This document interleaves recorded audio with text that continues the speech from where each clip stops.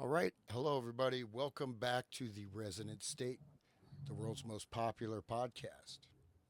And I'm joined today by a new guest, Stephen DeLay, introduced through a mutual friend, Brett Carlson. And Stephen looks like has quite an extensive list of publications and actually looks like he shares some of my interests in terms of phenomenology, cognitive science, things like that. So he's written many books, including Lab Notes, This Present World, Elijah Newman Died Today, Everything, Faint Not in the Spirit, Before God, and Phenomenology in France. And he's been published in many different journals. And so he looks like he has quite a extensive background. And so as I'm going to get to meet Stephen during this show. And before we dive in to a main topic, which is going to be concerned primarily with film, I just wanted to just talk briefly a little bit about phenomenology, just because I find it to be really uh, really a kind of a fascinating and unique school of philosophy. I don't know what your main sort of relationality is to that. But Husserl, the idea that philosophy would become the earth science, right? So we're here, two transcendental egos, right, discussing here. But the one thing about phenomenology I find to be fascinating, accepting Husserl has quite a opaque and his own use of language and words, so it's quite dense to get through his works. And then also a lot of his works are critiques or defending phenomena. I mean, what I was reading through, try well, what is the actual principles of the phenomenological inquiry? But basically, for those that don't know, phenomenology is really the study of consciousness and the correlates of consciousness. And Stephen, you can correct me if you don't agree with that, but very influential philosopher. And I think without Husserl, there would be no Martin Heidegger as we know him. And I think a lot of people don't necessarily. I mean, I'm sure many people do, but in a sense, Heidegger's work is both a grappling with Husserl and a critique and attempt to expand beyond that. So, and that's a that's just I'll just leave it there and say whatever you have to say, Stephen. Yeah, that's exactly right. Your characterization of the beginning of phenomenology in the early 20th century with Edmund Husserl, who had been a mathematician, and a student of Franz Brentano, who was a psychologist. And Husserl develops his own form of philosophy, which he calls phenomenology, which for his purposes is the study of consciousness. Um, and his legacy is transformed by a subsequent line of thinkers beginning in Germany and then eventually in France as well. And then it migrates into other parts of the world, including the United States, who have contested Husserl's approach to phenomenology, modified it, and refined it. But one thing that I think characterizes all the phenomenologists, despite their intramural debates, is phenomenology is supposed to be a philosophy that's interested in revealing the real. So it's an attempt to get clear of our prejudices and our ideologies and our presuppositions and really see what appears and describe it. So one way to characterize phenomenological philosophy as a practice, as a way of doing philosophy or as a style, is that it's supposed to proceed by way of description. And so, in a way, there's a sort of paradox at the heart of the phenomenological enterprise because the phenomenologist's analyses are supposed to be beholden to what shows itself or appears, but at the same time, the phenomenologist thinks that very often what appears or what shows itself is something that we ignore or somehow is otherwise distorted or concealed. It's not obvious. So it takes work in a way to actually see what we see or to properly encounter what we ordinarily encounter.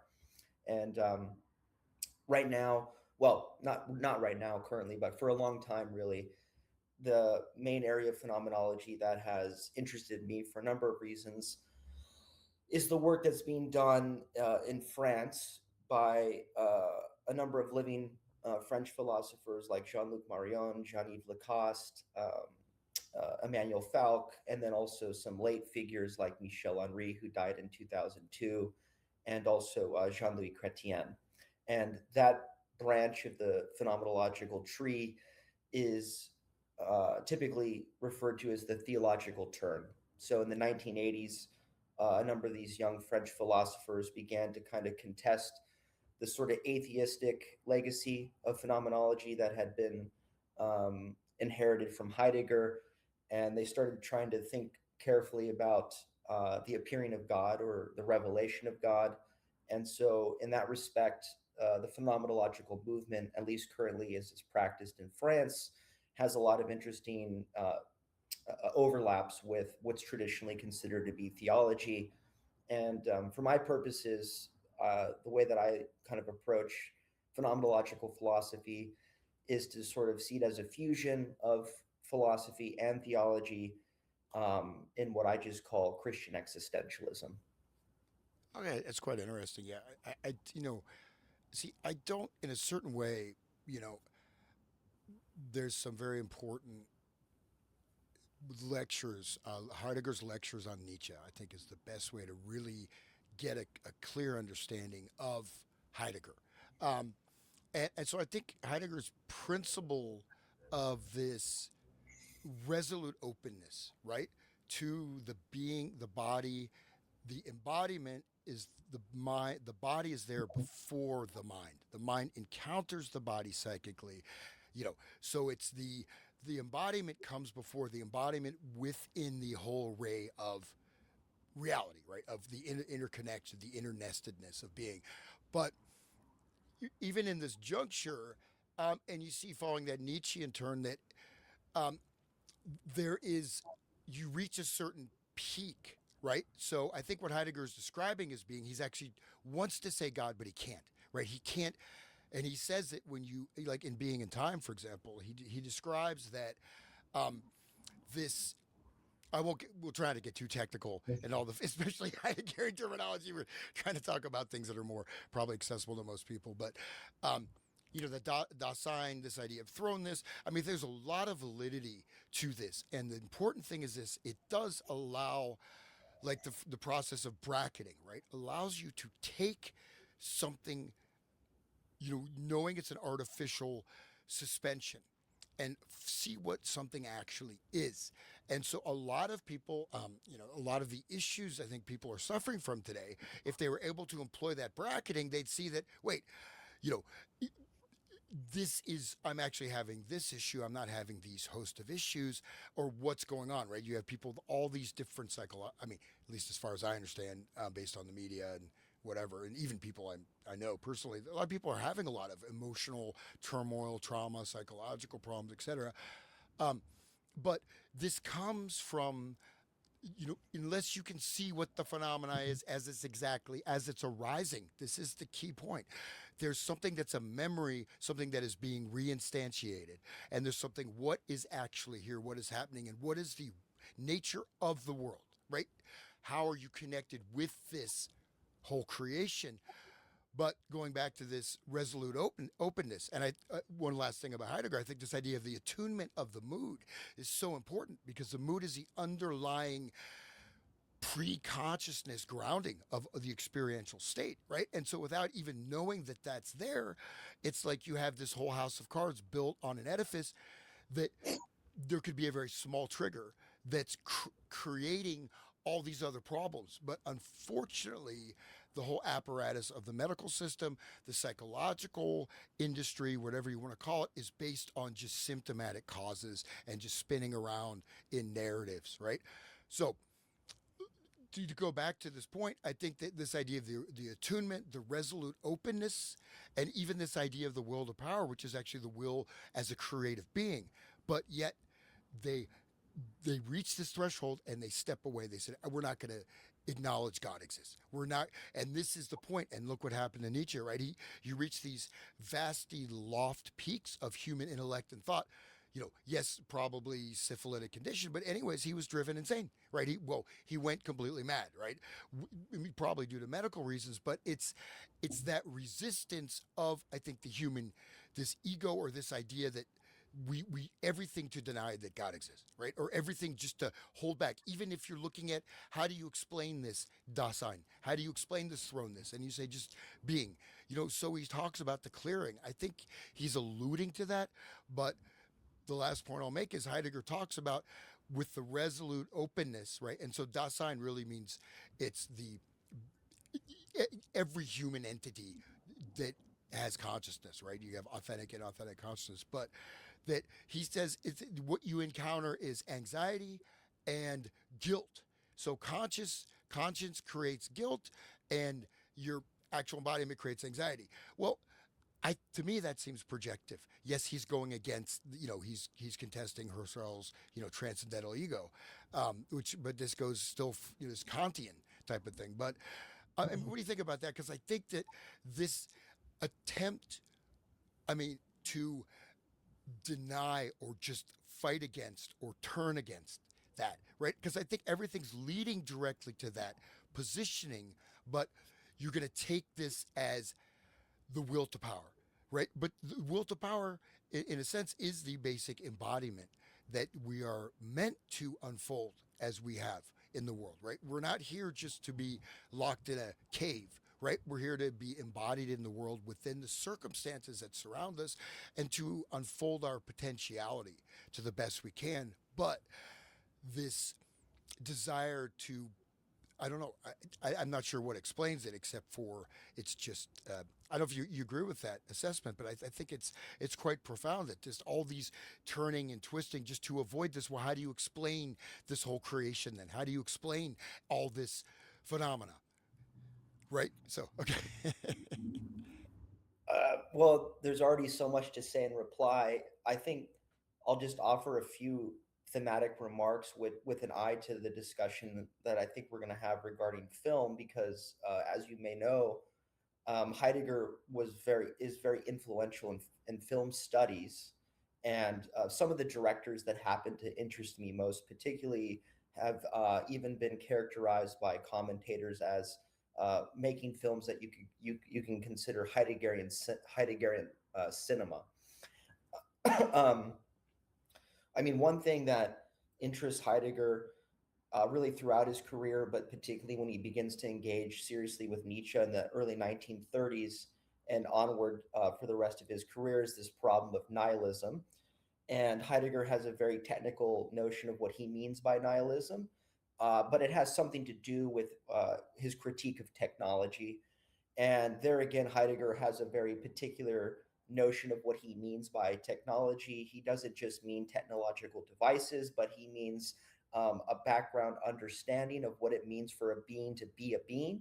So it's a comprehensive worldview, you could say, or a means of disclosure that influences how we interact with everything around us, not just technological devices, and ultimately comes to influence how we experience ourselves, what it means to be who we are. And that claim is rooted in a observation that he's interested in trying to unpack in Being in Time, which he publishes in 1927. It concerns Dasein, his term for the beings that we are. And in Being in Time, Heidegger argues that Dasein is the being for whom its very being is at issue or at stake for it. And so, what's going on in Heidegger is that, on the one hand, like Husserl, you have a philosophical stance against materialism and naturalism and scientism. So Heidegger doesn't believe that all truths are reducible to the truths of positive science or even the human sciences. This is why he's a philosopher. So he doesn't believe in naturalism or materialism, but at the same time, Heidegger also rejects the idea that there is such a thing as a human nature. And this also has to do with his stance on God, that he's, for all intents and purposes, an atheist. So for Heidegger, the question is the meaning of being, not the question of man's relation to God. This is why he formulates the notion in Being in Time of being in the world. And so Heidegger thinks that what it is to be the being you are is to be, as you say, a being thrown into existence without explanation, who is forced to make sense of what it means to be who he is, in terms of his practical engagements in the world and the life projects that he takes up in order to take a stance on what his existence is going to be committed to, what it means to be the individual being that he is. And in Being in Time, the key attunement or mood that he thinks characterizes Dasein's existence is, as you say, anxiety. And in his 1929 lecture, What is Metaphysics? There he provides a further analysis of anxiety, which he thinks opens us up to what he calls the nothing, which you can think of as the no hyphen thing, not an entity. So when Heidegger is trying to reawaken this question of the meaning of being, the fundamental insight, according to Heidegger, is that being is not itself a being. Being is not an entity. So there's entities, and entities have their own mode of being, their own kind of being, the thing that makes them the kind of thing they are. That's being. And Heidegger thinks that the sciences are interested in entities, they're interested in beings, but they're passing over being. And so philosophy for him is supposed to be ontology and inquiry into the meaning of being. And he thinks in order to get that question reawakened and reformulated, you have to begin with the particular entity, the particular being that itself has an understanding of being, and that happens to be us.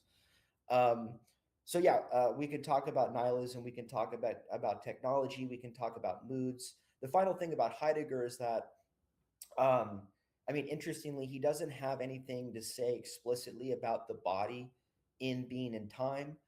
Um, Later on in the 50s, he talks to psychologists. There's a text that's called the Zollikin Seminars, where there he talks a little bit about the body. So he's not particularly interested in psychology and physiology and biology and embodiment per se, but he is very much committed to the idea that the human being isn't a discarnate, you know, mental substance like you find, for example, in Descartes. He's always committed to the idea, even in Being in Time, that Dasein is a being that's in the world, that's practically engaged with its surroundings and its environment.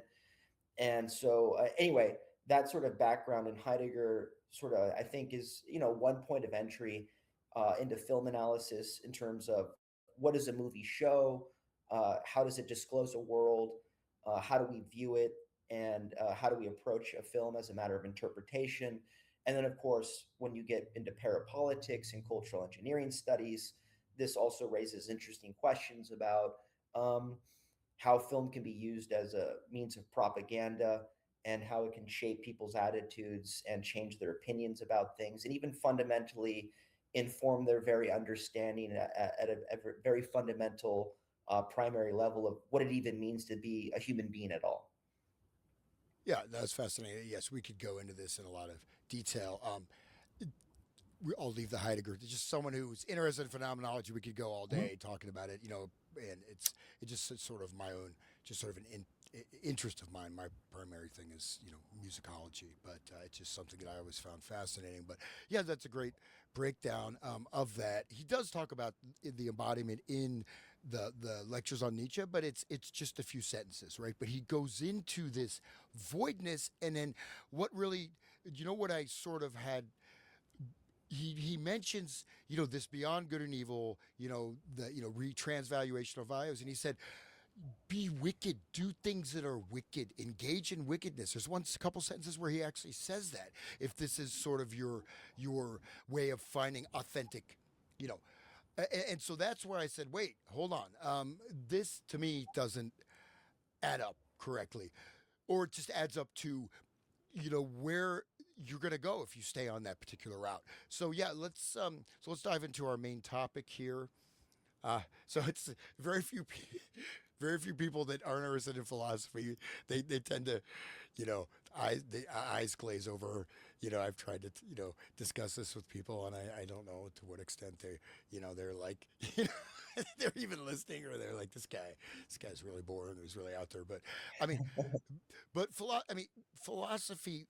One thing, as Heidegger says, it is the hidden ground of all the sciences. There is always a hidden philosophy behind the scientific inquiry.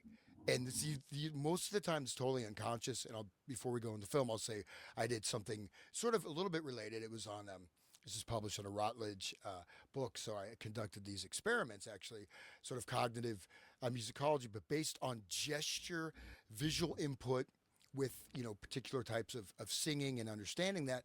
And as I went through, and I had come up with these ideas long before I was sort of, you probably don't do that, but you kind of you recycle the same paper. You go to a different conference, change the name, and then finally I was like, okay, I've got this publication request, so I better do a literature review. And I'm like, and I suddenly discovered is vast amounts of literature on this, vast amounts, right? Embodied cognition, and I went and it's in so many different fields, and there's this huge multi-million or even billion-dollar research centers.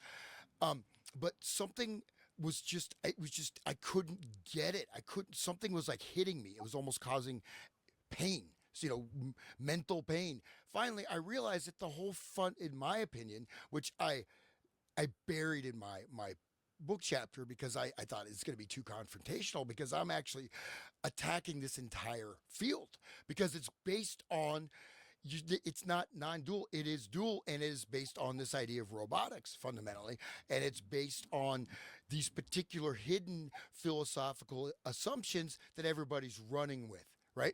And so so we go back to the to film, so we can, I think, probably the most famous Heideggerian film would just be Being There, right, which is of course the Peter Sellers comedy. But it's one thing to think about. We can think about Plato's cave, being in the darkness, and the images projected on the screen. What a great metaphor for the cinema hall, right? The theater of the mind. Um, but one thing, just to encounter this is a very, if you look at the span of human history, this is a very new phenomena.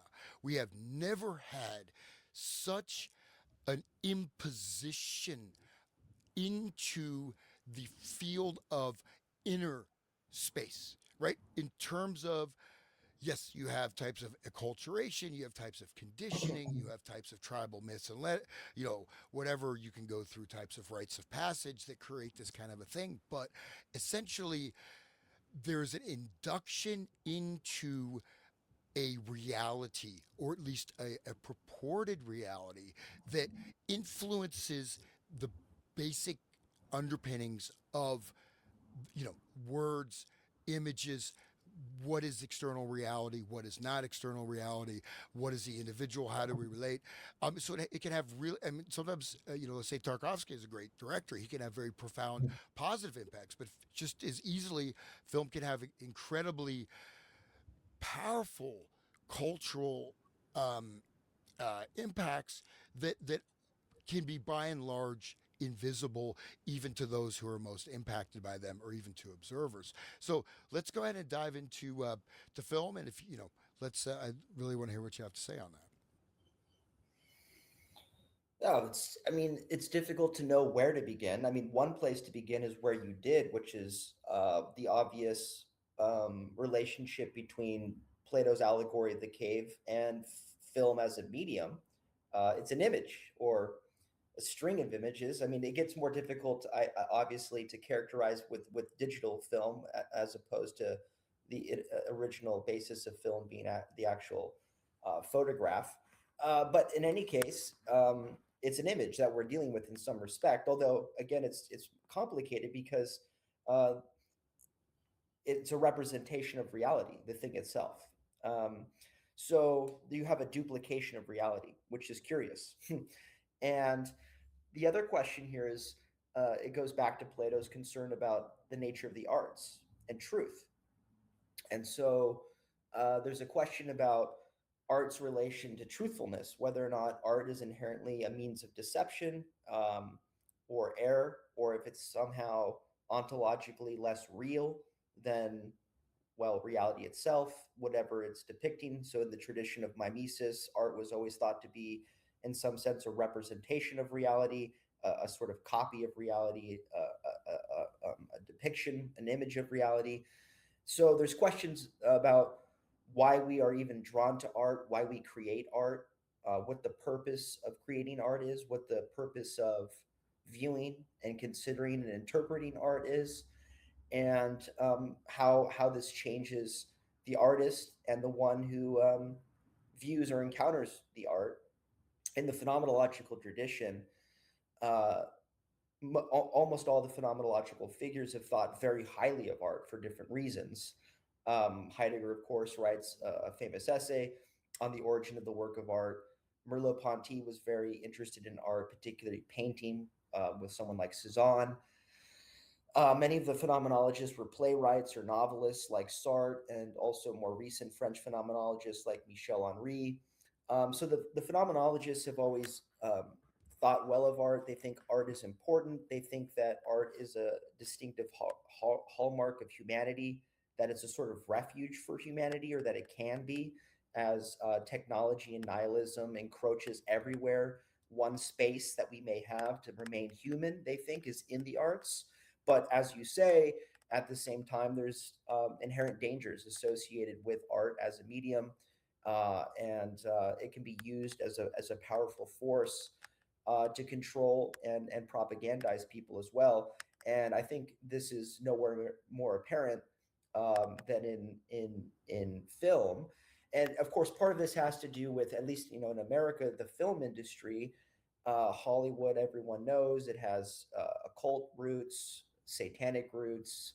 It's related to the clandestine services and the intelligence services. And so, a lot of people who work in mainstream academia will pay lip service to the fact that the film industry is an industry, and typically if they criticize it for that reason, as a sort of departure from pure art, they'll couch this criticism usually in terms of some kind of standard leftist critique of capitalism or the commercialization of art or something like this.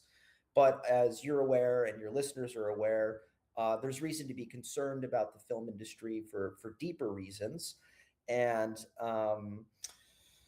so, yeah, there's a question about whether the medium itself of film is inherently fraught with danger, whether there's something inherently pernicious about the reproduction of reality as such.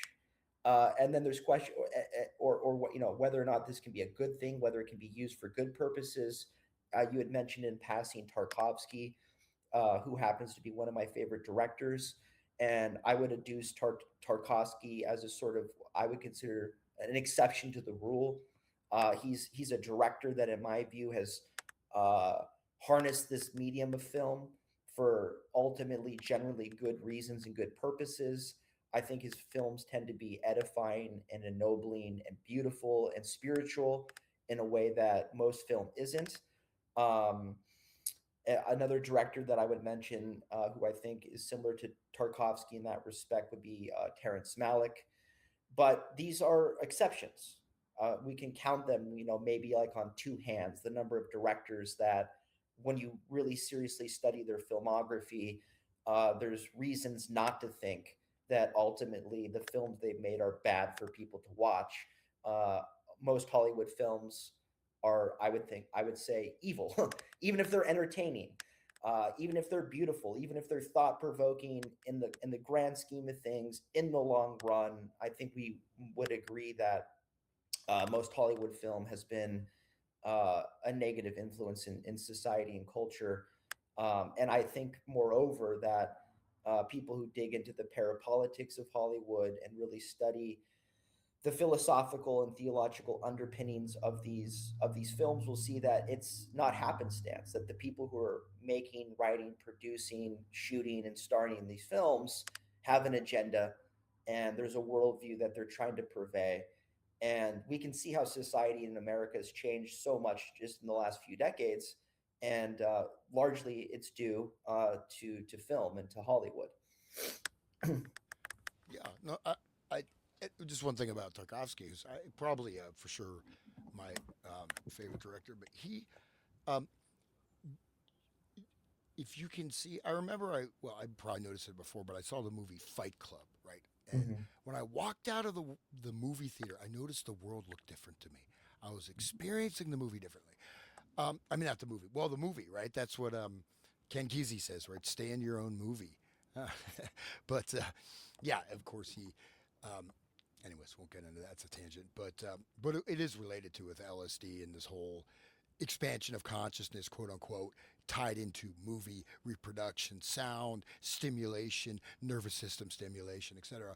But with Tarkovsky, you know, you will see things differently. You'll see he makes you slow down and step out of even most film serves to rush and compress even faster than the normal experiential flow. But Tarkovsky makes you really step into the world, and it can help you to perceptually. It can affect your perceptual mechanism in a positive way. But yeah, as you said, there's so many arrays of factors, and the thing is that Edison, of course, had his technology stolen from him, right? And he spent a long time battling those that took it from him in Hollywood. He never was able to do anything about that.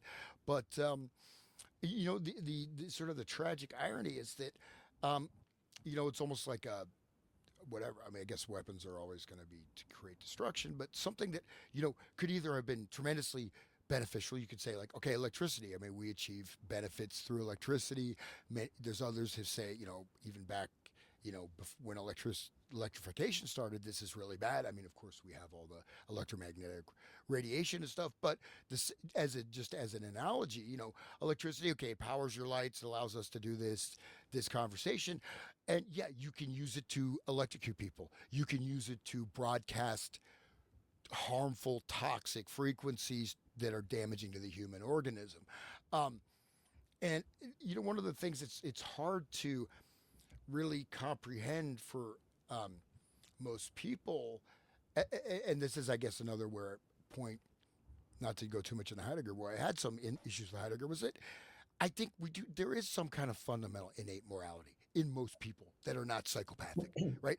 But the fact that this technology, this powerful, powerful tool that allowed such a direct accessibility, not even to the conscious mind, but to the subconscious mind, to the basic sensorial processing of the world, that if this is distorted, you are really in trouble, right? If you're not getting clear information, so to speak, from your sensory, from your nervous system, from your senses, and you can't think clearly, I did a show recently. I talked about this guy with the chat GPT psychosis, and he thought he was the Omega Man.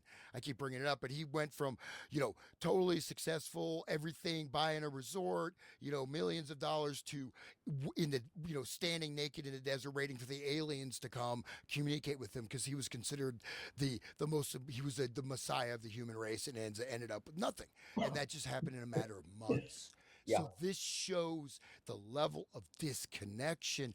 And part of that is, yes, it feeds off of fundamental human egotism or whatever. But on the other hand, when you're not able, or at least maybe consciously you think you can, if you can't distinguish between what are the inputs, what is creating the background, like Heideggerian background, right? The background for your perception of reality is being so influenced, and by and large, the background is always invisible, right? Unless you make an effort to make this conscious, it's going to be invisible, because generally speaking, for most people, it's going to be very uncomfortable. They don't want to really know what they're really experiencing. They want to be on the surface of life, because it's much easier, because then you don't have to face the hard questions.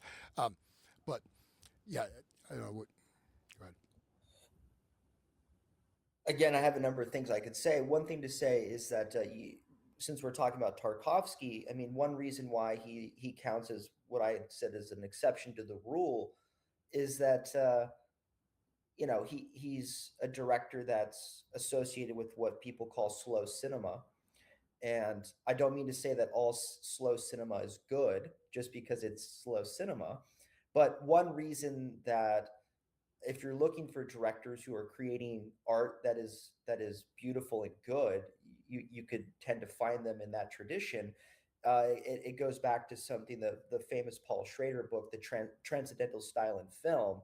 Of course, Schrader has his problems, and I'm not uh, endorsing the films that Schrader himself made, but one advantage of slow cinema as a means to disrupt our everyday ordinary life and technology's encroachment is that it attunes us to the real.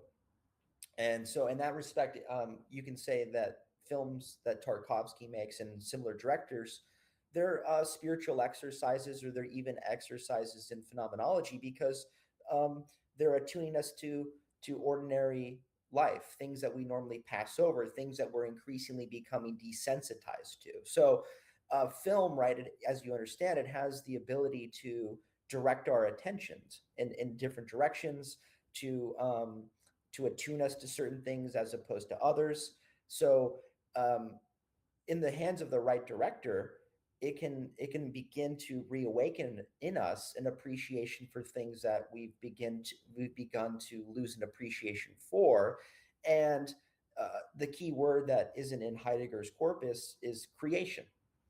And so when Tarkovsky reveals the world, he's revealing the createdness of the world. I mean, that's not the only thing he's doing, but that's one of the things he's doing.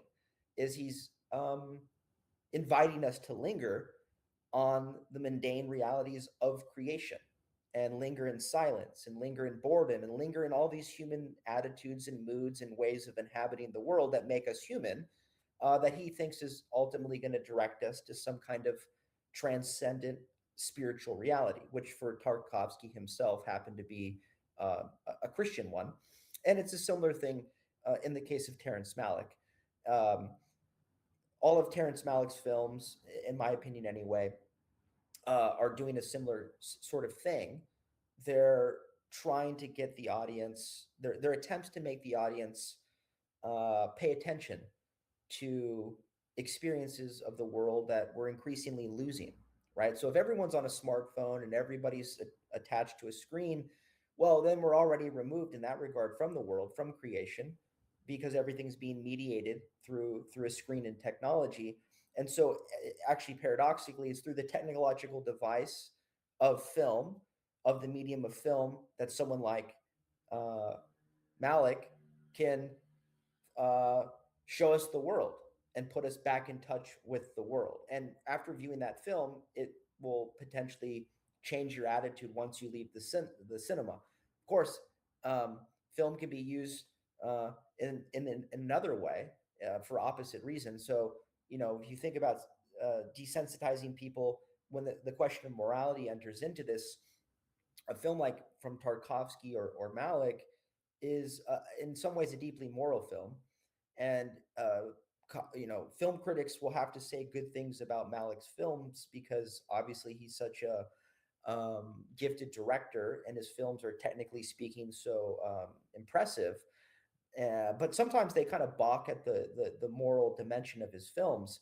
And I also think that this is one way in which Malick, who was a Heidegger scholar in his youth, sort of parted ways with Heidegger, is that Malick is very interested in tuning us to ethics and the morality of human life, and he's very interested in the conscience, and he's ultimately, I think, interested in love and revelation, and so some of his films, I think, are also very deeply Christian in that regard, and that pushes against the main Hollywood current, which has been to basically desensitize people to moral norms and to ethics, and to actually basically argue that things that have been considered immoral or had been considered vices really are just taboos, and that there's really nothing inherently wrong about them. This would be the Nietzschean aspect of beyond good and evil. And if you think about the history of Hollywood, people know that originally the industry was very um, it was there was a heavy-handedness.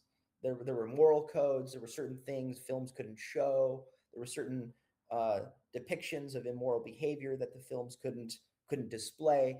And so early Hollywood wasn't necessarily a vehicle of demoralization or uh, of vice. But as you look at the progression of Hollywood through the decades, it became that. And so, particularly like in the period of the new Hollywood in the 60s and 70s, and then into the 80s and 90s, what you see is that audiences are basically being shown immoral characters and immoral attitudes and immoral behavior. And it's a way of basically desensitizing people to morality, and to get them to think, hey, maybe there's really nothing actually wrong with this. Um, And yeah, we obviously see the results of that. 40 years on. I mean, there's always been a sort of satanic edge to Hollywood. It's always been there if you look for it. But obviously, these days, they don't even hide it anymore. It doesn't even require anyone to be a conspiracy theorist to see what's going on there. Uh, I would just not disagreement, but based on my knowledge and research, originally, actually, the silent film era, there were very graphic sexual things, even nudity. There was and then we also have the motion picture rating code that came from the Catholic Church, but also Yeah. even early Hollywood, there was the initial thing. They were just pushing the boundaries, and they had pushback. Of course, we were in a very different nation at that time, so just and I think probably a lot of these films are lost. Of course, we have Weimar Germany, home of Yeah. lots of fun things, right? Home of the first transgender surgery, right? Hirschfeld and all that stuff. But it's not it. But I'm saying initially this is like silent film era. There was sort of a Wild West thing right at the beginning. There was a pushback from the public and from religious organizations. But yeah, so in a sense, you know, the like a lot of people like they just don't like Tarkovsky, right? They just like this is so boring. But that's Yeah. that well, just as a tangent before we go more detailed into the film, I'll just say that as someone I really got into Buddhism or a certain sect of Buddhism, for a while, and man, I got to tell you, you recognize that certain things, even doing types of transcendental practices or getting all kinds of psychophysical energies, these can be exceptionally dangerous. Okay, Mhm. and Buddhism, you actually, even though there's a lot of, you look at you look at the codes. There's a lot of good codes and practices for monks. Buddhism still goes through all of these gymnastics to deny the existence of God. So all we are these Yeah. samskaras, and there's some very good analysis, and just like, in Heidegger, there's some amazing understanding and analysis. Even in Nietzsche, you can't, you can extract what is very good. Um, and, but with Buddhism, for example, it, it essentially to deny that there is a God, there is no God, yet there's this creation. Oh, creation is just an illusion. The world Yeah. doesn't exist. It's just an illusion, and you want to just go outside of this world. Everything you see around you, this is just a hell realm. This is just suffering. Life is just suffering, and it's all unreal. And so you're just going to go into this transcendental, like Husserl's transcendental ego, right? I mean, maybe Husserl had some type of samadhi or something, but all this just to deny, even though the existence of God, even though saying, oh, reincarnation. Well, we have these samskaras, we have these tendencies, and they sort of like magnetic filings, but they're just going to pull together and create another life. But then, how do Yeah. you explain what's holding it together? It's just there. Just it just happens. Everything is emptiness. Everything is void. Everything is vacuum. Nothingness. Nihilism. Right? Yeah. Nihilism is very very dangerous. But anyways, back to the film. The reason I brought that up is that the this Buddhist idea, or you try this into say quantum consciousness stuff, Hmm. and I see this now a lot, even just day to day life. People are believing this. Oh, the I create the whole world in my own mind. Well, Yeah. yes, you do in the extent that you're receiving sensory impressions that are basically biochemical certain wavelengths that are being translated by your brain into creating a model of the world, but that doesn't mean that there's no world out there, right? Yeah. It doesn't mean it's not there. And this leap is with, you mentioned like the smartphones and all these other things, and then with the cinematization, and this will drive, I mean, literally, and many people are believing this now, and it just Yeah. drives people directly to insanity, directly to a complete loss. And it is that, I think, in its one last that thing you made, great points about Tarkovsky, is that, even if you look at the impact of Hollywood upon small town life in America. Suddenly, you're not okay just being here with your family, raising Yeah. your kids. You have to be a star. You have Yeah. to go out to California and be, go on the casting couch and be raped and or if you decide what you're going to sign in blood, right? Basically, at this point, you're going to have to sign in blood. You got to Yeah. sign that contract in blood, or else you're going to be so destroyed that it's just as you might as well just be a living human sacrifice because you're just a shell. You've lost the most valuable thing you have, which is not in fireworks and this like that. It's that you said this quiet appreciation of the actuality of creation, and this is the word people won't use. Buddhism won't use it. Just self-arising, self-arising. Okay, how is it self-arising? This is you know again, these very complex metaphysical gymnastics to deny something. To me, it seems apparent. I'm going a bit off on a tangent, but just like the human body. I mean, it's just it's amazing. It boggles the mind, right? This is a creation. You don't need to look any further than the fact. Wow, this is this amazing architecture. Okay, if it's Yep. used correctly, if it's we know there's the brain is the most complex thing that we know about in the entire universe, and they're trying to implant chips into your head, right? Or people want to go. Everyone's trying to move away from their lives, from the direct experiential element. But anyways, so the moral code and one less, because we see lots of, we can see a big shift. There was a much more of a reflection of you have the male hero, you have some kind of type of family values, because you know what, even in those films, there's subtle. They're always pushing. There's a little seed, little worm, like a worm in the apple, right? But Mhm. still, you can see massive shift. And I'm sure the first film to show nudity was The Pawnbroker. You know, we won't go into that. We won't open up that can of worms. But this is the the thing is this yes, um, there've always been people with innate tendencies towards evil. There are people that are demonic. There are people that are proudly evil, that they embrace evil. But these are, generally speaking, even in a population, there are very few people truly like that, but many people are being led into that. And I would say that even leading people to deny their own lives, however simple they may be, and try to just escape from it is also a form of evil. I agree. I have a few things to say in response. We've talked about Heidegger, but two figures that are important, I think, um, are Dostoevsky and Kierkegaard. So my favorite philosopher is Kierkegaard. I'll come to him in a moment. But when it comes to Dostoevsky, Dostoevsky is a massive influence on Tarkovsky, right? And um, one of the things that I think Dostoevsky understood is that um, in this fallen world, man is subject to temptation, right? And so one of the temptations that man has is to be more than an ordinary man. This is why Dostoevsky in Crime and Punishment anticipates Nietzsche's Übermensch before Nietzsche even ever writes it, and in effect tries to refute the archetype of the Übermensch and the figure of Raskolnikov.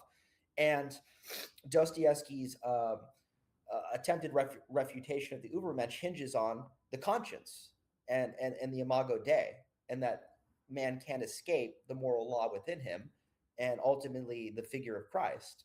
And of course, this is precisely what Nietzsche attacks: is the conscience and the genealogy of morality, and many of his other works. Um, Kierkegaard is important, I think, because he writes about in one of his edifying texts, the lily of the field and the bird of the air. He talks about how it's important to be satisfied with being human, and he talks about the glory of being human. And so again, Kierkegaard is a kind of antidote to the sort of excessiveness you're talking about, the impulse for stardom or greatness or prestige, um, the desire to somehow be more than just who one is, and being satisfied with being who one is, insofar as there's an inherent dignity and beauty and mystery to just being alive at all. to the very gift of existence. And the other thing that came to mind in listening to what you had to say is that, yeah, a problem that we're all now beginning to realize we're going to have to face culturally and societally is not just, well, the problem of film and the internet and the smartphone and the way in which this is shaping us and changing us and shortening our attention spans and exposing us to evil images and demoralizing us, but also, like as you say, the kind of derealization of the embodied human experience. And ultimately, this is going to open into virtual reality and, of course, also transhumanism. But the way that you um, lay the groundwork for people to want to enter into technocracy and into transhumanism is you first have to convince them that they shouldn't be satisfied with the ordinary human condition, right? And I don't see, excuse me, how we're going to fight back against the lure of transhumanism without a kind of Christian ethics, without being able to explain to people that they shouldn't be interested in transhumanism because everything that transhumanism has to offer is really, at best, just a counterfeit of what's already promised by Christianity. And so it's not at all coincidental that one of the main things that interests the transhumanists is the quest for immortality, right, through a technologically engineered immortal existence. But of course, if you're a Christian, you already know that you're promised eternal life in Christ. So why would I want a counterfeit immortality that's engineered by the technocrats when I already have the promise of eternal life that's given to me by Christ? And the final thought that came to mind when you were mentioning the remarks you were toward the beginning of some of the things you had to say was the issue of Buddhism. So, I mean, one thing that is positive about Buddhism, I think, is that it rightly draws attention to the fact that ego or egoism is destructive, that selfishness is bad, right? And so that's something that I think is true, is that egoism blinds us to our moral obligations, it blinds us to our ethical duties, it deadens us to our obligations to others, it leads to a kind of self exaltation that has all these damaging effects in our own lives and with the others who come into contact with us. But the problem is that it leads, as you say, to a kind of void or emptiness where basically you're led to believe that you yourself are an illusion. And so the beauty of Christianity, in my view, is that it can offer an explanation about what is bad about selfishness and egoism, right, and pride. And in that regard, it can recognize the kind of illusoriness of an egoistic, hedonistic existence. But it doesn't just leave you with a void because it, at the end of the day, argues that no, the self is real, uh, individuals are real, others are real, and that there's um, obligations and responsibilities that come along with being a human being. And ultimately, this works itself out through an ethics of charity, love of God, and love of neighbor. Yeah. Well, no, that's all very valid points. And so, well, let's we didn't go too far afield here in our journey towards cinema, but I think, anyways, I enjoy the conversation, so that's all I care about. I'm selfish. No, but um, you know, these, you know, as I mentioned in the beginning, the hidden philosophy behind things, right? What is the hidden agenda? Or what is the underpinnings, even if this is built up over decades or generations and it's invisible to most participants? I mean, even music, right? Unless you get deep into the music industry, you don't know all these agendas, right? These are not going to be there. You just think, oh, it's good fun. It's good fun. Wearing, upside down pentagrams. It's good fun. It's just, they're just being rebellious, rock and roll. And probably a lot of guys in these bands, they just think, oh, this is cool, man. I'm a rebel. Um, and uh, one last tangent here before we just dive totally into film. I started watching this documentary. My wife actually made me turn it off. She's like, "Turn that off. You're not allowed." But this guy, he's a documentary filmmaker, and he is a materialist, I guess basically an atheist, but he's like, well, I want to believe in the supernatural world. So he goes around to I, I only got to watch it started out with some like ritual, you know, and my wife's like, turn that off. So I didn't get past that. But basically, he goes around all these black magic practitioners, witches, tantrics, whatever, shamans, and he wants them to curse him to prove the supernatural is real. I want to believe in the supernatural. So I want to have one of these black magicians curse me. And so I didn't get through, like I said, I only watched part of the documentary. I'll have to watch it when she's not at home. Or maybe it does say warning, this documentary shows actual rituals, satanic and black magic rituals. Any effect on the viewer is, you just, whatever, just be forewarned, and whatever, we're not responsible. So the token by that, I know you're familiar with this documentary or not, but it's interesting that, like, A, why would you want to do that? It's really stupid. B, if you don't experience the supernatural world, fine. Why do you need to believe it? If you don't think it's real, fine. You know, these are things most of the supernatural world, or whatever, is harmful. 99% is harmful and dangerous. You do not even, if you don't have to encounter these things in your life, don't. Be glad that you don't know this stuff exists. Good for you. Good. But what, you know, uh, I would call it barbaric stupidity, unless the director himself wants to induce the audience by showing these actual rituals. Because I thought it was kind of fast. I mean, the bit I saw, I mean, this guy, like, up in a cave, he's he's some kind of satanic priest, and in Mexico, it seemed interesting just to see what these people do. But then, like, is he just inducing the people through these rituals? So I mean, how much, to what extent is cinema creating the ritual space because we are given free will. We have free will. Always have free will. This is, people say, why is the world so bad? Because man has free will. And this is, unfortunately, what man has done with this wonderful creation, unfortunately. But, anyways, that being said, the ritualistic aspect of cinema, the induction, you can talk about neuroscience, entrainment, etc., or just plain old, you are consenting to this. Even that documentary, which is saying we are not responsible for any effects. And it does. They show actual black magic rituals from all over the world in this film. We are not responsible. So does that mean, by watching that film, have I just given my consent if I see that warning? Potentially. And to what extent is this an induction?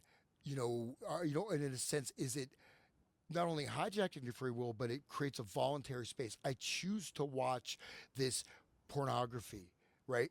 I choose to watch this violent, destructive film, and even knowing it's evil, evil. I mean, it's showing evil. It's showing barbaric brutality, and I choose to watch this. I choose to allow this through the gateways of my senses, right? So, I don't know what you think about that aspect of I mentioned, like, the cave, but to what extent, you go in the theater, this becomes like a replacement, right? This becomes your sanctuary. It's like you're going into the temple or whatever, and you sit down, the black screen, and then, here are the images, right? But to what extent is this that type of a ritual process, do you think? Oh, I mean, it's obvious. I mean, many of the great Hollywood screenwriters and directors openly talk about film as basically being a substitute religion. I mean, think about someone like, for example, Martin Scorsese, who's a kind of lapsed Catholic, who's always been tortured over his faith, and basically has elevated film to being his religion, his spiritual practice, right? And um, you know, I was going to say a little earlier on in the conversation, the film genre that I'm particularly interested in analyzing right now for a variety of reasons is film noir. Because when you had said that there's always like a little worm in the apple, that's the case, I think, with film noir. Because if you look at the classic period of film noir in the late 40s and 50s, in a way, these films are very traditional, to a point where, like, these days, looking back at the film, we would think it's very kitsch and and people with like sort of contemporary moral sentiments would find them, they're patriarchal, they're misogynistic, they're even racist or whatever, because they're in that regard very traditional. You typically have a strong male figure, a hero, who's on some kind of moral quest, regardless of how flawed he happens to be. And a typical plot device in a film noir is that he's drawn into a set of circumstances that um, may appear to be impossible to reconcile competing duties. So, for example, he has some kind of duty or obligation to uh, unveil a degree of corruption and power that's going to jeopardize not only his own safety, but potentially the safety of his loved ones, typically his wife or his family, his children, right? And so, in a lot of noirs, the detective or the hero has to balance these competing interests about, well, what does it mean to be a good man? Should I back off the case and thereby sort of protect the people I love who I have an obligation to protect, or do I carry on and go after the bad guy, as it were? And there's different ways of resolving this tension. In a lot of noirs, right, the bad guy goes down, the good guy wins, and his family's safe at the same time.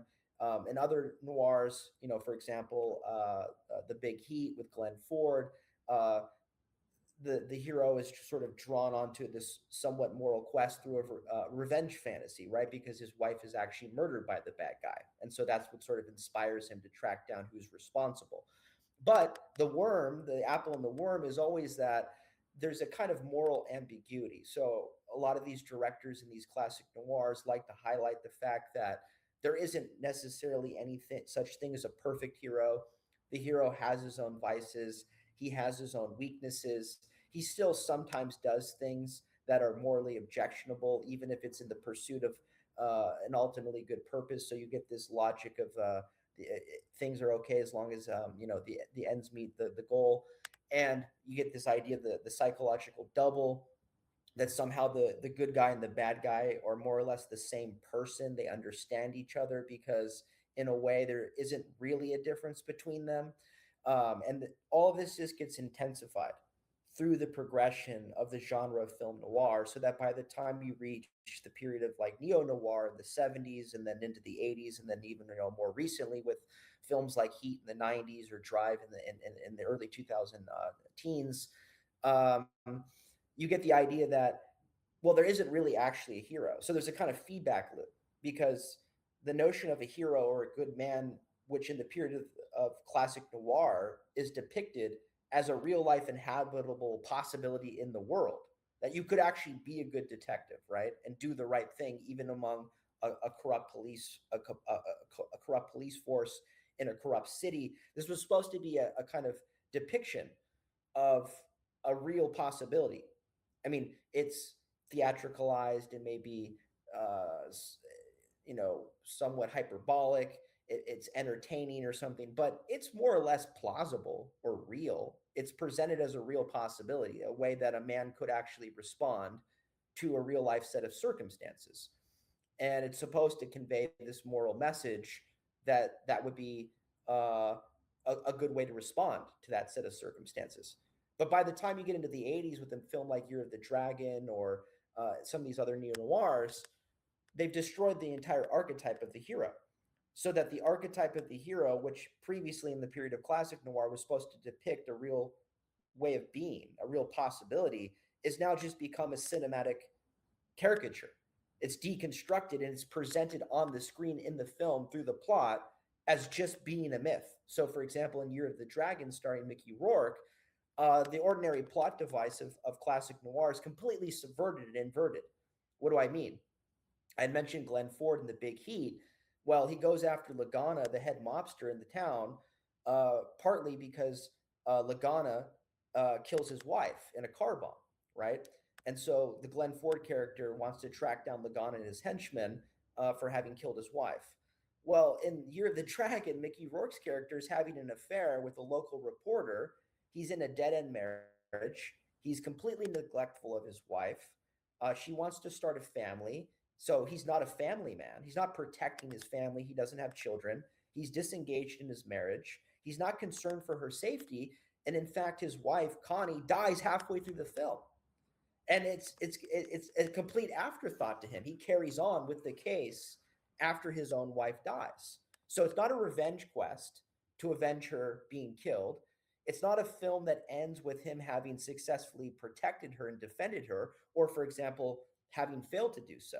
So, another good example of the neo noir inversion of the typical classical noir depiction of the hero having to negotiate these competing duties or obligations would be Chinatown, which, of course, ends infamously with Evelyn Mulray having died.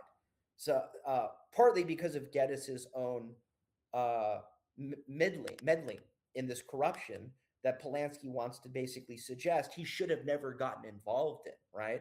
So whereas the classic noir says that the good man should get his nose dirty, should oppose evil, and can actually prevail or win, Chinatown gives us this message of demoralization that it's better not to know, that it's better to just let the powers that be get away with whatever they do. And if you don't do that, well, what's going to happen?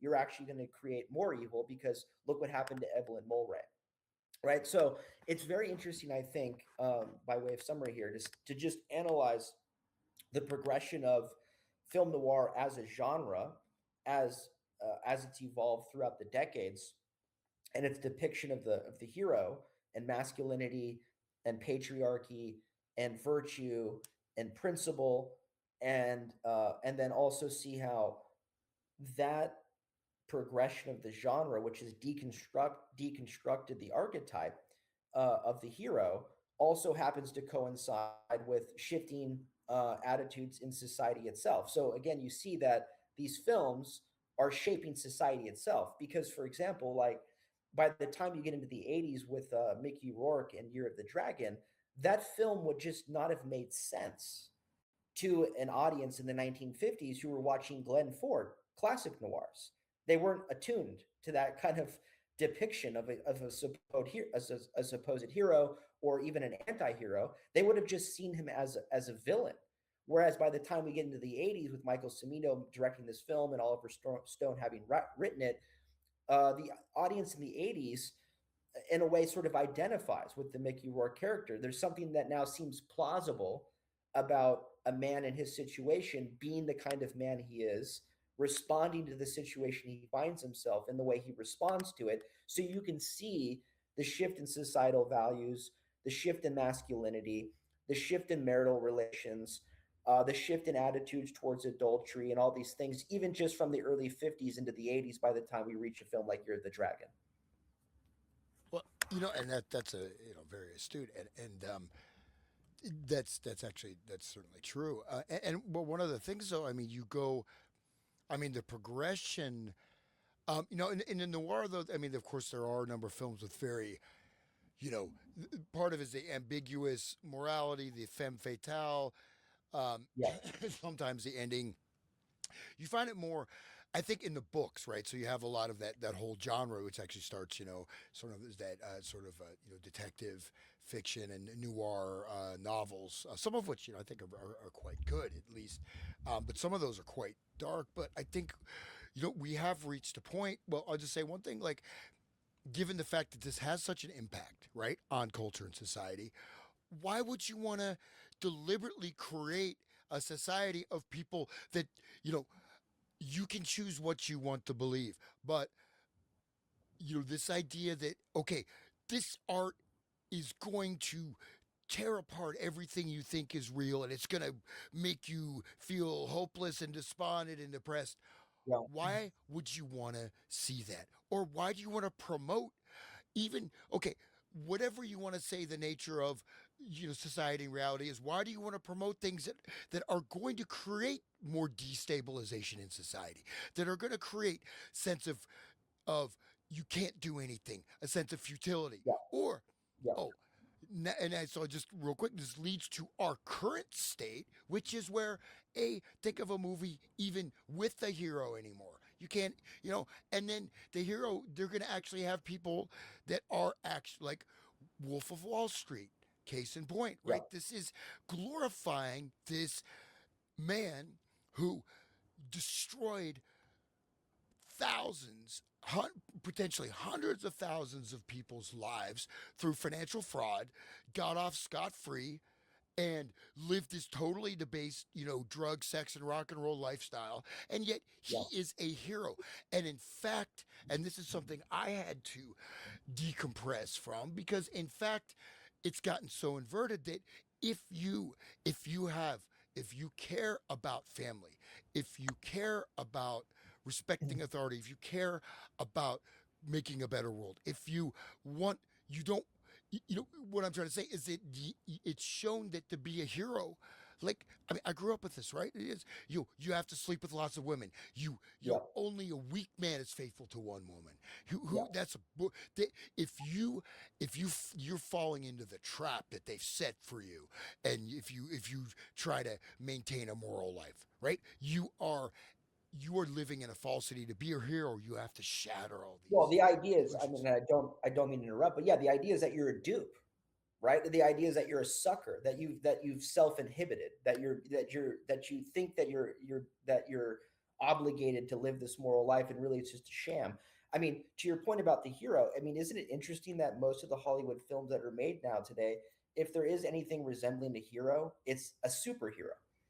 So this already kind of shows this sort of cynicism that people have toward the archetype of the hero, that in order for a supposed hero to be even plausibly depicted within the grammar of a film, it has to be a superhero. In other words, in order to even be a hero plausibly, you have to be more than man. You have to be a superhero, right? So, back in the 50s, yeah, you would just have the hero as a detective, and he's the hero. But now the hero, he has to be a superhero, because we've become so cynical. We think that an ordinary man can't be heroic.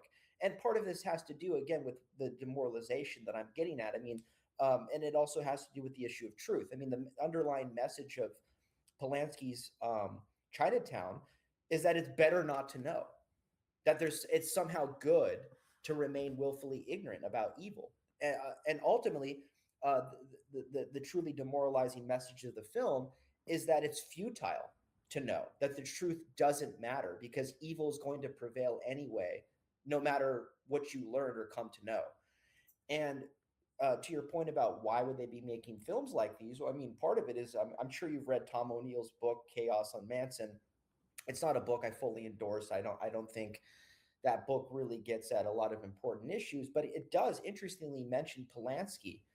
And I'm currently working on part 3 of a series I've been doing on film noir for Bretton Thomas's Decoding Culture Foundation.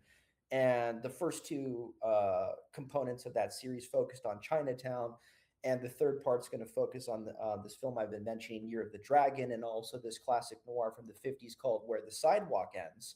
But the way that I intend to open the piece is with this passage in O'Neill's Chaos, where he cites a source who mentions that Polanski was a demoralization agent.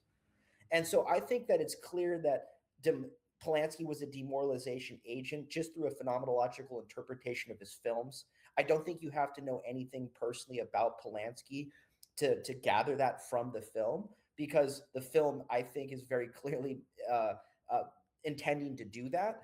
But it's interesting to note that there's evidence outside the world of the film itself that this was actually Polanski's express deliberate intention, that he was deliberately making movies that I think were first meant to demoralize people to a stage of apathy, right? And then from apathy we progress to cynicism, right? So the 70s period with a film like Chinatown, that would be an operation to basically anesthetize people to evil, to get them to adopt this sort of posture of apathy or learned helplessness. And then from there, you progress to just outright cynicism, that the very idea that the truth matters is something that we've moved beyond, that the very idea that a man could be good or actually be heroic and pursue the truth at all costs, and that this matters, that's cynical. The neo noir depiction of the hero is that actually the pursuit of truth is pathology, right? That is actually a pathological, destructive obsession that ruins his life and everybody else's life for no reason. And that usually it's motivated by ulterior motives that aren't themselves virtuous. So you get this deeply cynical interpretation of the psychology of goodness of the hero as basically being a sham, right? And I think part of what's going on there is that yes, it's also it's meant to um, get viewers to think that for themselves. And the reason why people who are making these films would want that to be the case is that, well, they're covering up their own crimes, right? So if we look at something like that's going on right now with the Jeffrey Epstein scandal, what better way to basically hide your crimes, conceal your crimes, and get away with your crimes than through movies basically propagandizing people into thinking that there's no point in looking into those crimes because there's nothing you can do about it anyway. These people are going to get away with it anyway, so just forget about it. Don't worry about it. The other component that I think is going on, it doesn't concern the intent that the creators of these films have with regard to how they want to shape people's attitudes uh, in viewing these films, but I think it has something to do with them living with the fact that this is the life they themselves have chosen. And so, we talk about revelation of the method and all these other things, but I think part of what's going on is that people like Polanski and these other Hollywood directors who are showing us the criminal underworld, they're showing us the depth and scope of corruption in our society. They're revealing the occult and even Satanism. Is they're basically, as you said, warning you that this is how it works. And they think, well, look, if I can create these films and show audiences what's really going on and people just accept it, then that proves to themselves that people deserve it, right? Because they're hiding the truth in plain sight. They're not deceiving you, they're letting you decide for yourself whether or not you want to consent to what they're doing, which is that there's this mass scale corruption, mass scale evil. It's in your face. We're not concealing it. And what are you going to do about it? Are you either going to choose to just accept it and pretend it's only a movie, or are you going to actually acknowledge that this is real? And then this is the power play, the omnipotence fantasy, is that they want to say, okay, well, look, even if you're someone who accepts that this is real and that we're knowingly revealing the reality of it to you, what are you going to do about it? You're powerless. So you may as well just forget about it right anyway, because you're in effect supposed to be in the situation of Geddes uh, in Chinatown. At the end of the day, what are you going to really do about it? It's Chinatown. Forget about it. So that's the kind of fantasy that I think these satanic psychopaths have, is that they think that they're kind of, absolving themselves of whatever moral culpability they think they have for their own crimes by basically proving to themselves that even when they reveal their crimes to the public, most people won't even accept that these crimes are actually occurring. And those who do accept that these crimes are actually occurring are just going to decide for themselves that it's a waste of time to even bother learning about it or investigating it, much less trying to stop it, because there's supposedly nothing we can do about it anyway. Yeah, well, I wasn't. I mean, of course, that was sort of a rhetorical question. I maybe I should have, but again, think like why? Why would you? Okay, why would you allow this? Okay, some people push back, but it's seen as, oh, this is just entertainment. So the actual potency and power is hidden. Um, Other thing is, this idea of predictive programming. I one thing as you get into this, you see that actually these people are very much infused in actual occult sciences, right? So you could look at occult science, it's a type of hack, right? You're trying to hack creation to get a result you want. So you're creating almost like a magical ritual. You're showing something you want to have in the future. But part of it is also to displace their evil onto the public. So they're spreading out the burden of their evil, right? They're almost getting other people, like they talk about the sin eaters, right? That's a job you don't you don't want to take, right? The sin eaters, but um, yes. So this the very pernicious way has influenced and affected people to the point where it's like if you profess, you could say what would have been just a normal run of the mill value system. You're just either some archaic you know wacko. You might as well just go back and live in a cave or something, or just wake up, dude. You're living in a dream. You've been programmed. Well, and before we go on, to say one thing that, at least my discovery is that if you live in accordance, you get the clarity of what you see in yourself, you see in the world, and just live in a way that's in accordance with that. Life is much, much, much simpler. You don't have to deal with a lot of issues. You don't Yeah. have to be guilty about anything because you're not doing anything to be guilty of. I mean, uh, okay, yes, maybe there's a reduction of what people would call enjoyment, but then why not? You can enjoy the simple things that are around you and do the best within that space. So it actually, ultimately, the more you stray, the more complexity, the more backtracking, the more this, that you have to go through. Um, and then, and it's essentially, I mean, just one last statement is that if you look at 1950s America, if this had been stabilized instead of being destroyed right at the outset, right? Through whether through Elvis Presley or through, film noir, whatever. If this had just been stabilized and maybe cleaned up a bit, it would have been a very nice, stable system that could have continued and could have developed and gotten better. But as we see now, you see the state of our nation, right? It's not particularly good, or the state of the world. Yeah, two things to say. One thing is in regard to your point about how uh, there's something to be said for being willing to live a simple, uncomplicated life. I mean, this is what happens in film noir. This is the apple, sorry, the worm in the apple, as it were. Uh, the moral quagmires that are necessary in order for the plot to unfold, all is premised on these people making bad decisions.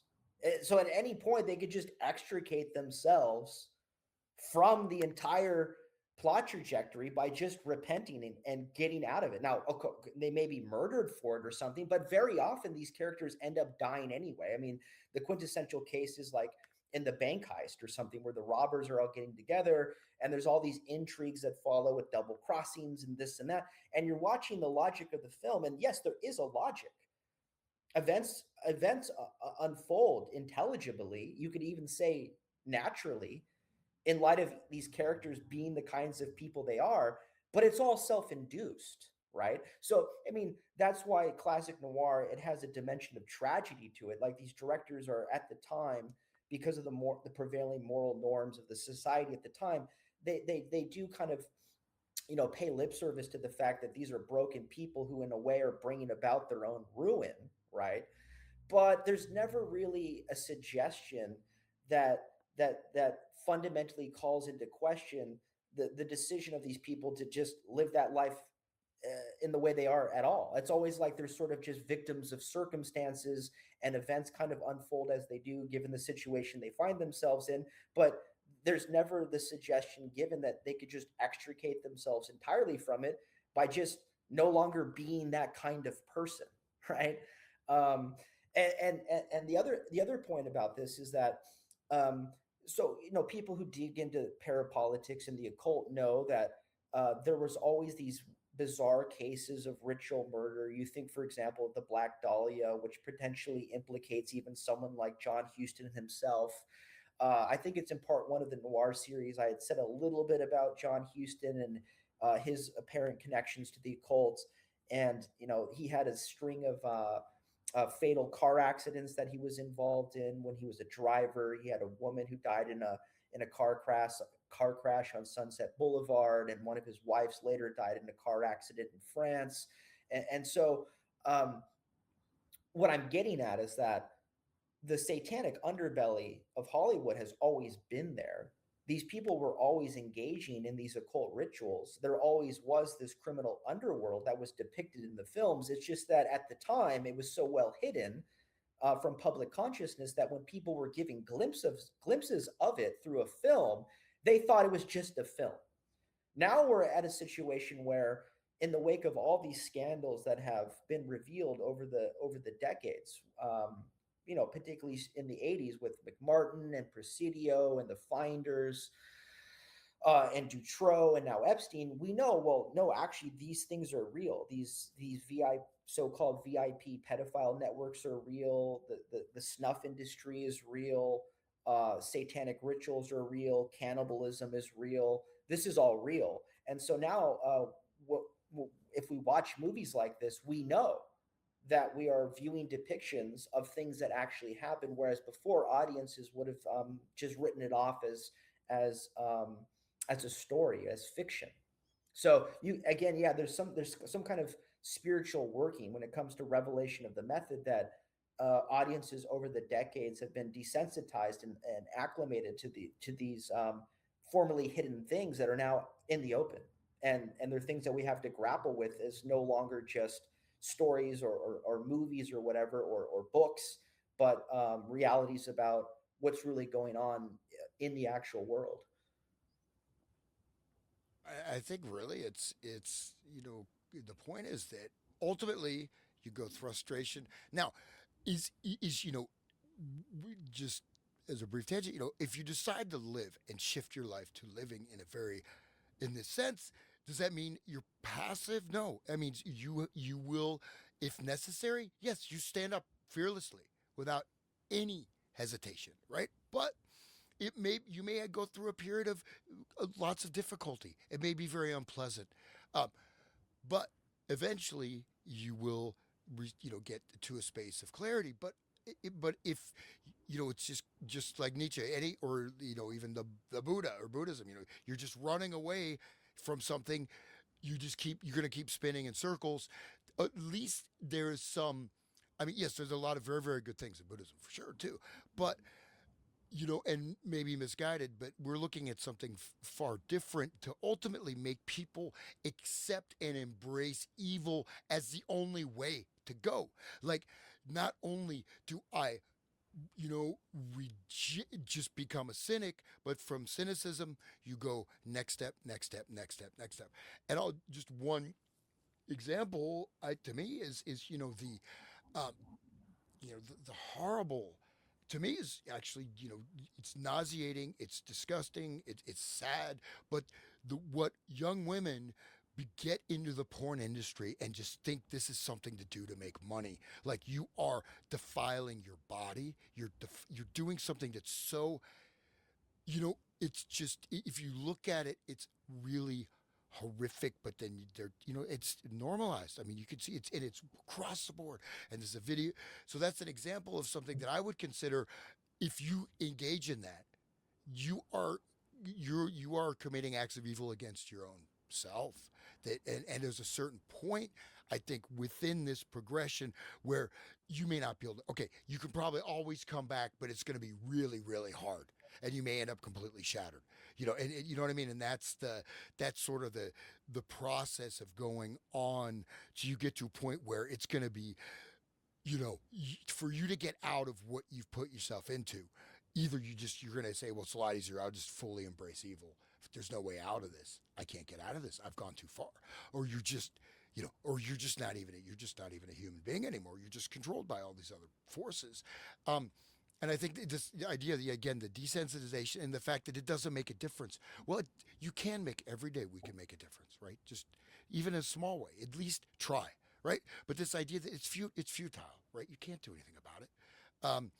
And then, yeah, again, you mentioned the whole pedophile stuff, and and all this stuff, and I've known about this for quite a while, but it always was considered to be very much fringe, and then this and that, and then satanic panic, and this has all been debunked. And interesting to note that before the Epstein files dropped, there are all these movies debunking the whole satanic, quote unquote, satanic panic, right? Just promoting all this. Just I watched one film, I forget the name of it, but the whole thing was this, late, girls, would said all this stuff, and these people did these satanic rituals on her. She destroyed the lives of all these men, and they were just lost their minds, and you go inside the head of the character, everything's buzzing. It turns out she just did this. She just made it all up just for power to destroy these people. The whole thing was fake. Right at the very end of the movie, so it gets you believing into it, and at the very end, it says, "No, this is all BS. This is all BS." Right? That by the way is exactly what season 3 of True Detective does. So I recorded an episode with Thomas Millery of Psyop Cinema on True Detective season 3. We also did episodes on seasons 1 and season 2, and you see a similar progression through the course of the True Detective seasons is what I've been mentioning here with regard to film noir, which is that despite its faults, season 1 arguably overall depicts a healthy a healthy view of masculinity.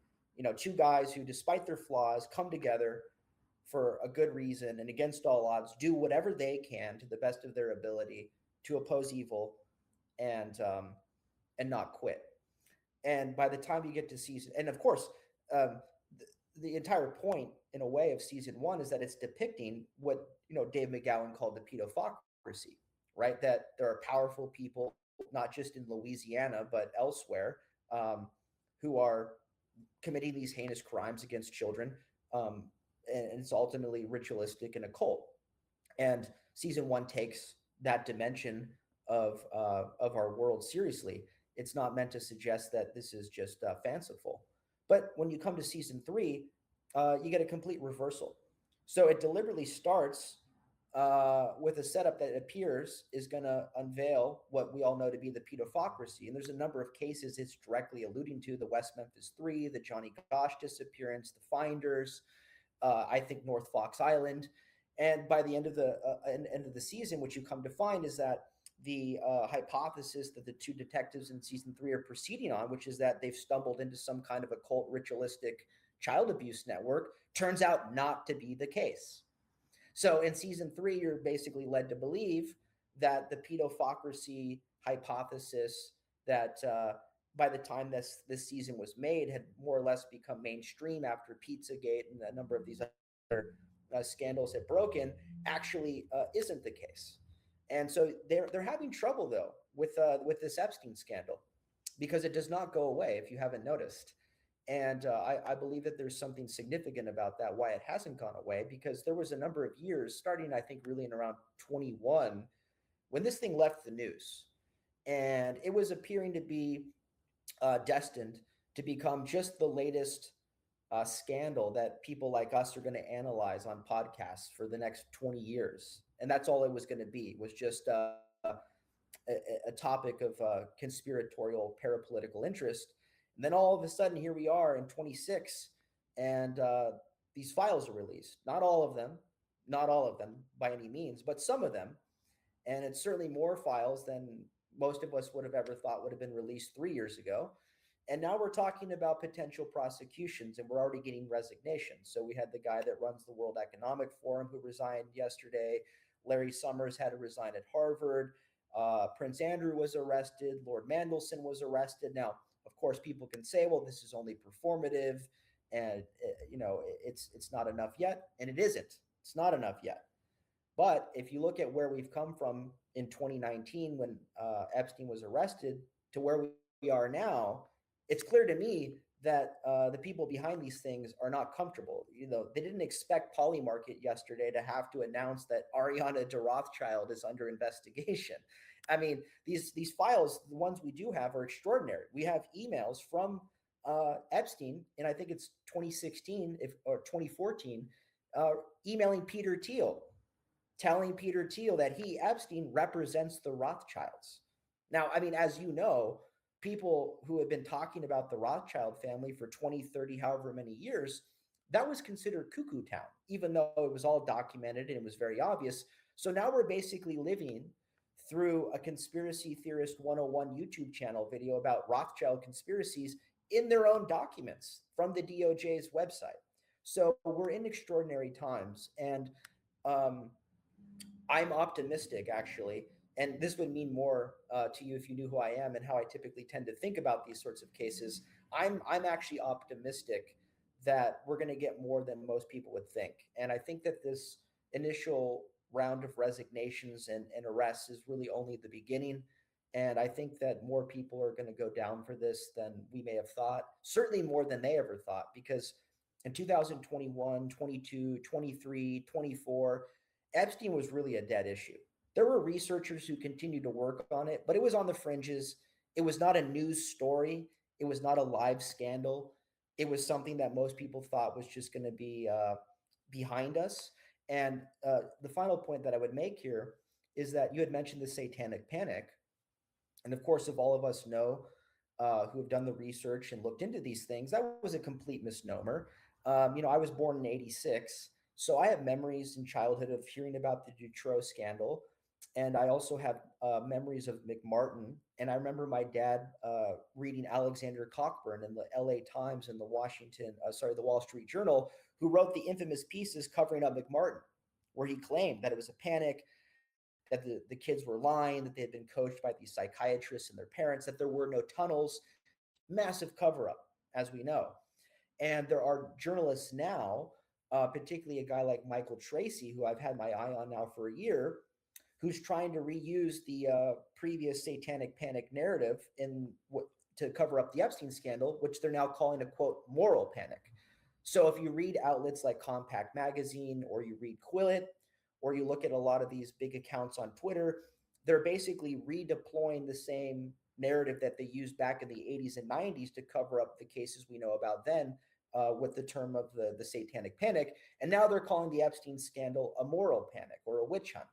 So they're trying to do the same thing over again. And I don't think that this time it's going to work, because when they try to roll this Epstein scandal into what they call the satanic panic, then all it does is just provide people like us the opportunity to draw attention to the fact that the public was lied to about all these cases back in the 70s and 80s and 90s, that people were told weren't legitimate scandals. And now we have all the evidence that's come in to prove that they were genuine scandals. So we know that there were tunnels under McMartin. We know that Michael Aquino got away with what he did at the Presidio. We've seen the CIA documents and FBI documents about the finders. We know about North Fox Island. We know about these things now. So it remains to be seen what's going to happen, but I'm cautiously optimistic that the Epstein scandal is not going away, and that's kind of the master key that unlocks all these other conspiracies that we've been talking about for years, including, of course, as everybody now knows, even 9/11. Yeah, no, that's absolutely valid, and I think that's a good sort of bookend here for our relatively wide ranging.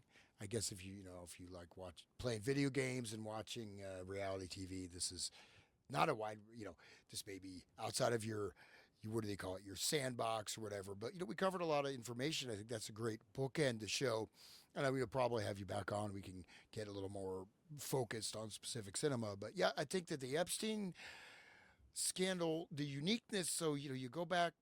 Just Rothschild, actually, if you look 1890s, 1880s, 1870s, there was a lot of stuff.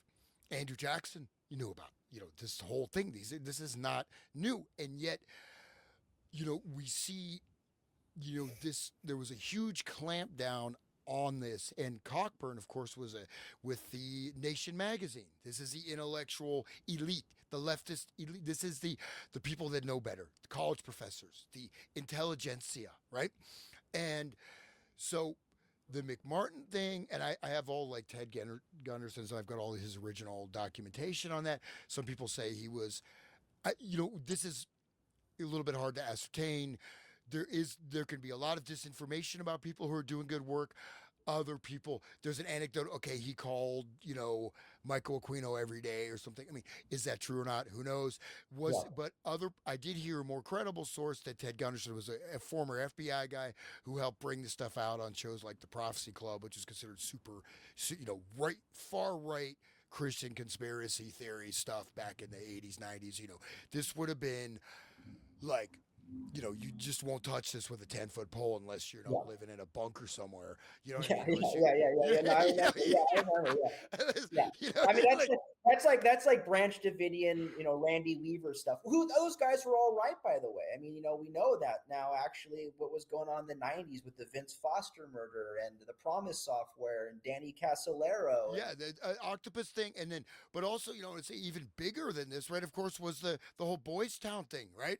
And you yeah, have the investigative journalist, plane crash, but I think yeah, yeah. what His son, he and his son were killed in the plane crash. Yeah, so the Franklin cover up was legitimate. Yeah, yeah, yeah. and there's a lot in that, and even stuff, some of that testimony, man. You can't even believe that Oh this well, is. listen. I know we're wrapping up the Yeah, yeah. discussion, Sorry, but sorry. We're go. It's I would fine. just I would be absolutely remiss not to highlight this again. Not because you don't already know it, or most of your listeners don't already, but people who are familiar with my academic work who may happen to listen to this, who are new to it, they should hear this. I mean, look, w- uh, the quintessential case that blows the lid off the entire narrative of the so-called satanic panic, and furthermore blows the lid off of this so-called moral panic that journalists are trying to purvey when it comes to the Epstein scandal is the Marc Dutroux scandal from the 90s in Belgium. And people don't need to take my word for it. They can go and look into that case. But this was all before QAnon. This is in Europe. It's not an American phenomenon. It has nothing to do with Trump. It has nothing to do with so called right wing extremism. It's not conspiracy theory. There was a massive demonstration, the White March in Belgium, because the entire country came to realize that the most powerful people in Belgium were running a pedophile network, a snuff network with children, and it was documented even through the police. So you can go and you can find what are called the X files, not the silly TV show, but the name that's been given to the files of the original police investigation when the policemen were interviewing the victims and survivors, who gave the names and all the information about what was being done to them. And they even discovered bodies that were buried at places where these victims said that they had been taken to had been abused. So this was a legitimate police investigation. The police knew about it. They, excuse me, documented it. They were investigating it. And then those policemen were removed from the case, as was the original presiding judge. And then there was a massive cover up, and countless people, dozens of people who were associated with the case, were murdered. So for anybody who's on the fence and wondering whether or not this is a panic, whether or not this is hysteria, whether or not this is urban legend, whether or not this is just sort of the culmination of a particularly American political climate, no. This goes back decades. It happened in Europe. It's all forensic. There's countless testimonies from victims who can credibly speak to all of this. There were police involved. There were lawyers involved.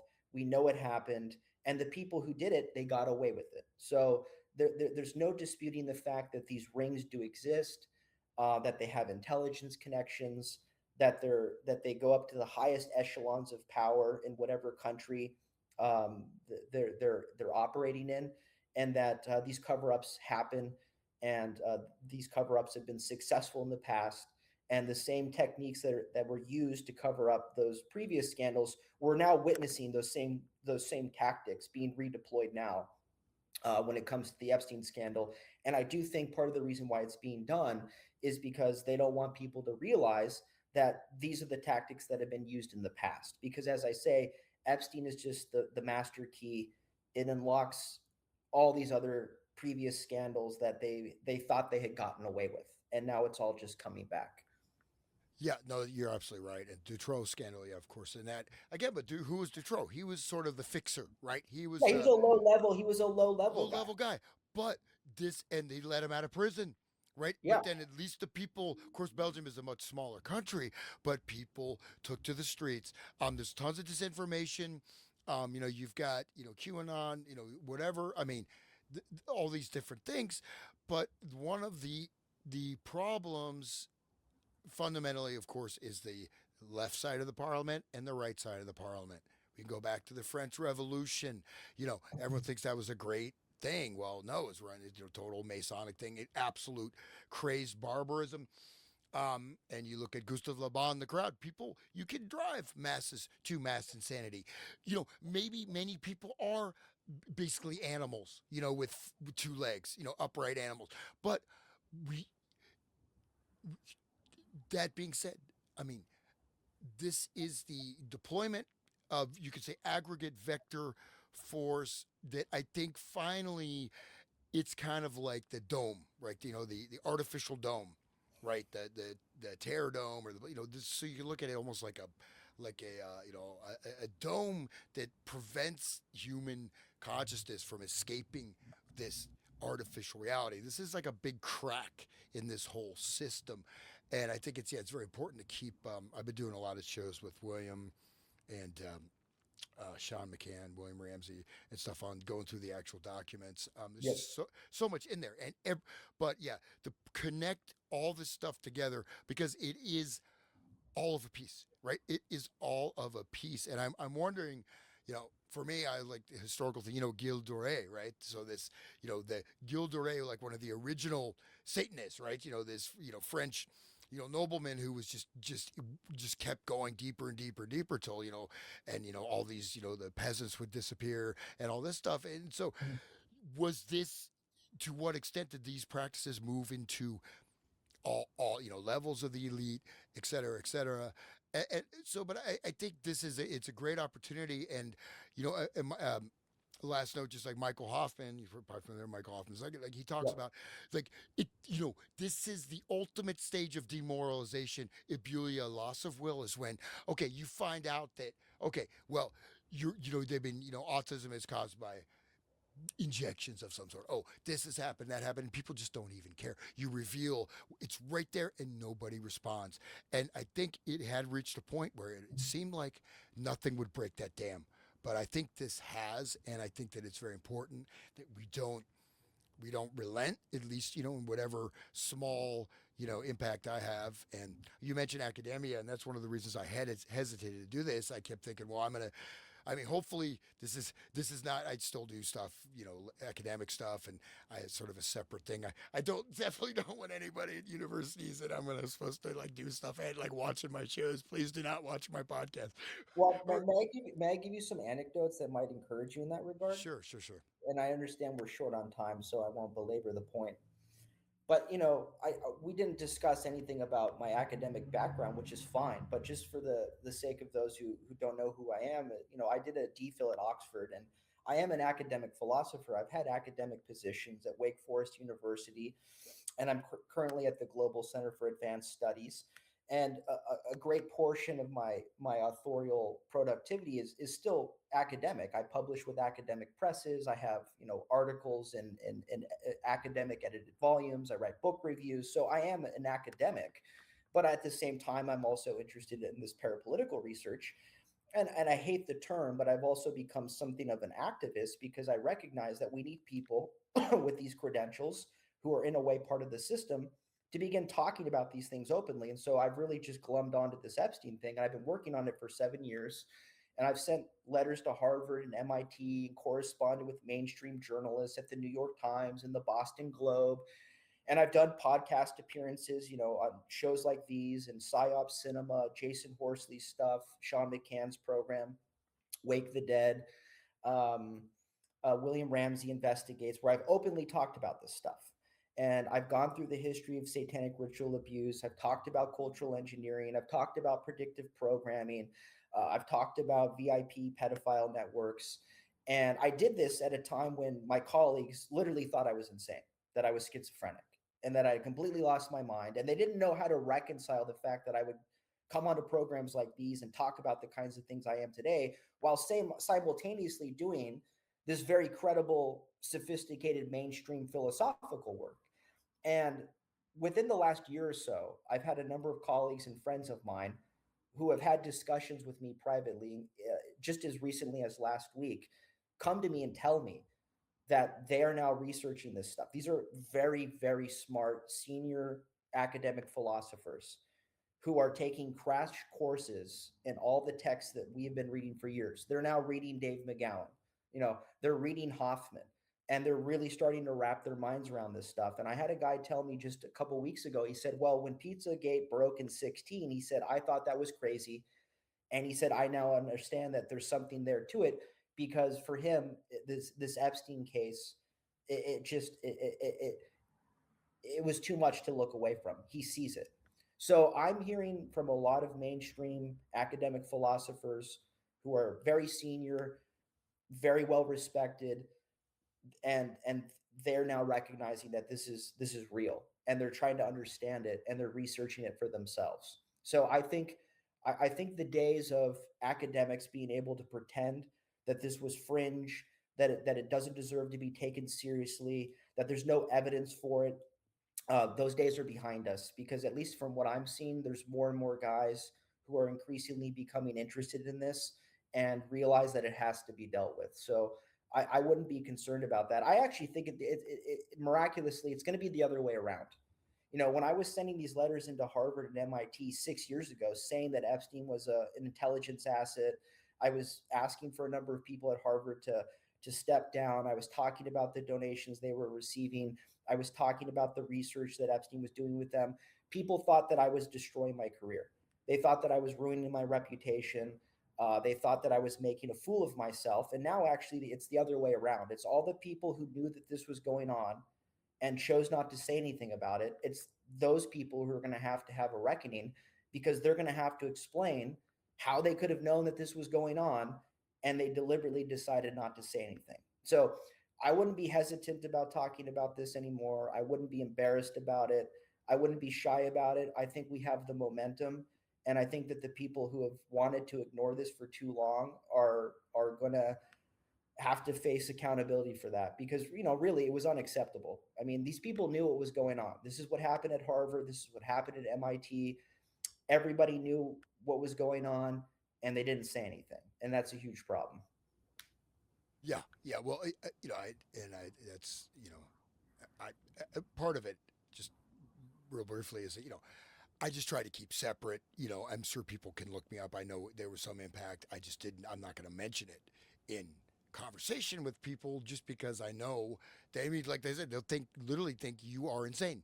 This is Yeah, an insane person, and it's like, well, but I think that's very hopeful, because the one thing being said is that there is, when you get it, the doctorate or whatever, you go through that, you learn there is a way to learn how to think and to do analysis and to be able to have credibility, not as long as you're not like gender studies. Sorry, I don't know if there's some weird, some academic or some other things that are a little bit funky, but you really have to learn how to think. And there's people that if you haven't had that kind of background, it's hard to digest and go through this and be able to trace sources and look up references. You're not going to know how to do it. You're not going to have the patience, and then it gives, I think that's very, very hopeful.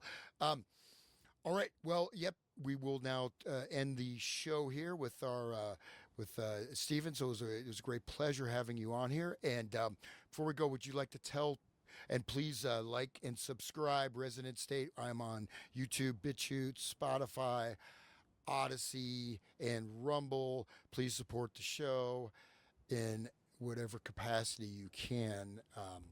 Ideally, like subscribe. I'm going for $1 million a month subscribers. Just kidding. Yeah, we'll see. I always try to shoot big. You never know, man. But just don't support the show and just say more. I don't really care about money, but like, subscribe, and share. Stephen, where can people find your work? well, you can find me at my website, Stephen DeLay Philosophy. You can also find me on Twitter under my name, Stephen DeLay. And you can also find me on some appearances that I've done on other podcasts. William Ramsey investigates. I've done shows on film noir and Chinatown. I also did a Terrence Malick series with Brett and Thomas at PsyOp Cinema, where we worked through all of Malick's filmography. And I've also done other appearances on their show where we've talked about Enemy of the State and Drive. We also did a True Detective series, so I would highly recommend checking out PsyOp Cinema's work. They also have the Decoding Culture Foundation, which publishes cultural engineering studies. They have a number of issues out of the magazine. I have pieces in both volumes 1 and 2. And as I said, I'm working now on the third part of this film noir series. And then finally, if anybody's interested in reading my work, all my novels and my philosophical monographs and my edited volumes are just available on Amazon. I published 2 books last year, a philosophical monograph called This Present World, and I also published excuse me, a novel called Lab Notes, which is actually very much about this parapolitical world of ritualistic abuse and the occult. So people who are interested in learning more about that, I would recommend checking out my latest novel. All right, Stephen, thank you. All right, well, we'll go ahead and end the show right there and stay there for a moment. All right, thanks everybody for tuning in.